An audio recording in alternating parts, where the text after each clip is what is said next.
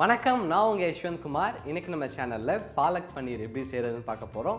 இந்த ரெசிபி இன்றைக்கி நான் செஞ்சு காட்டுறதுக்கான காரணம் அஜய். அவருடைய கமெண்ட் செக்ஷனில் பாலக் பன்னீர் எப்படி செய்கிறது அப்படின்னு கேட்டிருந்தாரு. ஸோ அவருக்காக இந்த வீடியோ நான் டெடிகேட் பண்ணிக்கிறேன்.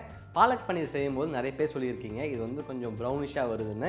அதுக்கான காரணம் இதில் நம்ம ஆட் பண்ணுற மசாலாஸ், அதாவது இந்த வெங்காயம், தக்காளி, மிளகாய் தூள் இதெல்லாம் ஒரு வேளை அதிகமாகிடுச்சுன்னா நமக்கு ப்ரௌனிஷ் கலர் கிடைக்கும். ஆனால் இன்றைக்கி நம்ம பியூர் க்ரீனிஷ் கலரில் பாலக் பன்னீர் எப்படி செய்கிறதுன்னு பார்க்க போகிறோம். இதுக்கு தேவையான இன்க்ரீடியன்ட்ஸ் அண்ட் இது எப்படி செய்கிறதுன்றதை பார்க்கலாம். பாலக் பன்னீர் செய்கிறதுக்காக இங்கே ஒரு பாத்திரத்தில் தண்ணி நல்லா கொதிச்சிக்கிட்டு இருக்குது. இதில் 250 கிராம் அளவு பாலக்கீரையை சேர்த்துக்கிறேன்.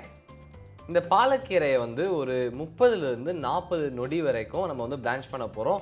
இந்த மாதிரி நம்ம பிளான்ச் பண்ணனால இதோடைய கலர் நல்லா பளிச்சுன்னு இருக்கும். ஒருவேளை இதை நீங்கள் ஒரு 30லிருந்து 40 நொடிக்கு மேலே நீங்கள் பிளான்ச் பண்ணிங்க அப்படின்னா இதோடைய நிறம் வெளிரி போயிடும். பிளான்ச் பண்ணி வச்சுருக்க பாலக்கீரையை வேற ஒரு பவுலில் நான் ட்ரான்ஸ்ஃபர் பண்ணிக்கிறேன். இது கூடவே நான் காரத்துக்காக 3 பச்சை மிளகாய் சேர்த்துக்கிறேன். பாலக்கீரையோட சூடு நல்லா ஆறுனதன் பிறகு இதை நல்லா ஃபைன் பேஸ்ட்டாக அரைச்சி எடுத்துக்கலாம். இந்த அரைச்சி வச்சுருக்க பாலக்கீரை எடுத்து சைடில் வச்சுக்கோங்க.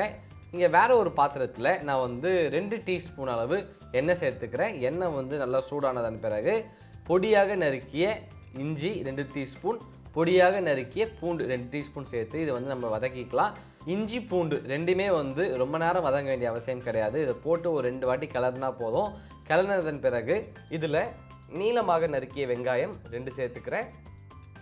வெங்காயம் ஒரு 50% குக்கானா மட்டும் போதும். அப்படி குக்கானதன் பிறகு சிறிதாக நறுக்கிய தக்காளி 1 சேர்த்துக்கிறேன்.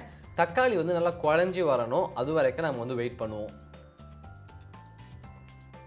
தக்காளி நான் சொன்ன மாதிரி நல்லா குழஞ்சிருச்சு. இதில் 2 டீஸ்பூன் அளவு தனியாத்தூள், 1 டீஸ்பூன் அளவு சீரகத்தூள், 2 டீஸ்பூன் அளவு மிளகாய் தூள் சேர்த்து இது நல்லா கிளறி விட்டுக்கிறேன். நம்ம சேர்த்துருக்க மசாலாவுடைய பச்சை வாசம் போகணும். அது மட்டும் இல்லாமல் இந்த வெங்காயமும் தக்காளியும் நல்லா தொக்கு மாதிரி வரணும். இந்த மாதிரி வந்ததன் பிறகு இதில் நம்ம அரைச்சி வச்சுருக்க பாலக்கீரை மற்றும் பச்சை மிளகாய் கலவையை இதில் சேர்த்துக்கலாம்.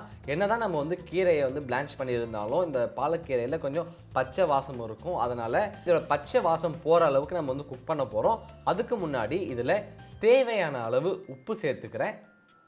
உப்பு சேர்த்து மறுபடியும் ஒரு வாட்டி நல்லா கிளறி விட்டுக்கோங்க. இந்த பாலக்கீரையை நம்ம ஒரு 5லிருந்து 6 நிமிஷம் வரைக்கும் நல்லா கொதிக்க விட போகிறோம். இந்த கிரேவி ஒரு 5லிருந்து 6 நிமிஷம் வரைக்கும் நல்லா கொதிச்சிருச்சு. இதில் 2 டேபிள் ஸ்பூன் அளவு ஃப்ரெஷ் க்ரீம் சேர்த்துக்கிறேன். ஃப்ரெஷ் க்ரீம் சேர்த்து ரொம்ப நேரம் குக் பண்ணக்கூடாது. அதனால் ஒரு வாட்டி நல்லா இதை மிக்ஸ் பண்ணிக்கோங்க. மிக்ஸ் பண்ண உடனே இதில் நான் ஏற்கனவே வெட்டி வச்சுருந்த பன்னீர் 200 கிராம் சேர்த்துக்கிறேன். பன்னீரும் ரொம்ப நேரம் குக்காக வேண்டிய அவசியம் கிடையாது. கிரேவி பன்னீரை நல்லா கோட் பண்ணுற அளவுக்கு இதை மிக்ஸ் பண்ணிக்கோங்க. லைட்டாக அப்படி கொதி வரும்போதே நம்ம இதை ஆஃப் பண்ணிக்கலாம். ஒரு சூப்பரான டேஸ்டியான பாலக் பன்னீர் ரெடி ஆகிடுச்சு. இதை அழகாக ஒரு பவுலில் நான் போர்ஷன் பண்ணிக்கிறேன். கடைசியாக இதை நான் கொஞ்சம் ஃப்ரெஷ் க்ரீம் வச்சு கார்னிஷும் பண்ணிக்கிறேன்.